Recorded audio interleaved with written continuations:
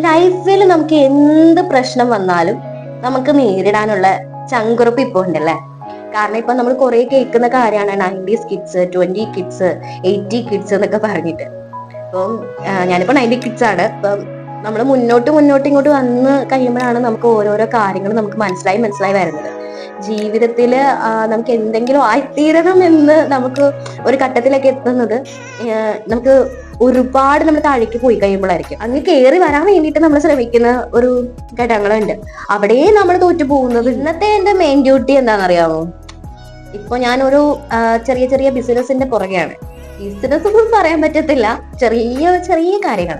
ഓരോന്നിനും അതിൻ്റെതായ സമയമുണ്ട് മോനെ. അപ്പൊ അതിന് വേണ്ടിയിട്ട് എന്തെങ്കിലുമൊക്കെ ചെയ്ത് തുടങ്ങാമെന്ന് വിചാരിച്ചു. അപ്പൊ അതിന്റെ ഭാഗമായിട്ട് ഞാൻ കുറച്ച് വുമൻസിന്റെ ഡ്രസ്സുകളും അതുപോലെ തന്നെ നമുക്ക് വേണ്ട ഓർണമെന്റ്സ് ആ ഒരു ടൈപ്പിലേക്ക് നമ്മൾ എടുത്തു തുടങ്ങി. അപ്പൊ അത് ഞാനിവിടെ കൊണ്ടുവന്ന് വെച്ച് കഴിഞ്ഞപ്പോഴാണ് എനിക്ക് മനസ്സിലായത്, പൊതുവേ എനിക്ക് കുറച്ച് വൃത്തി വേണം.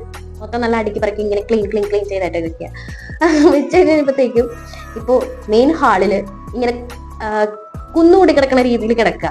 അപ്പൊ അതെല്ലാം ഒന്ന് നീറ്റായിട്ട് ക്ലീൻ ചെയ്ത് വെക്കാന്ന് കരുതി. കാണിച്ചു തരാം, വാ.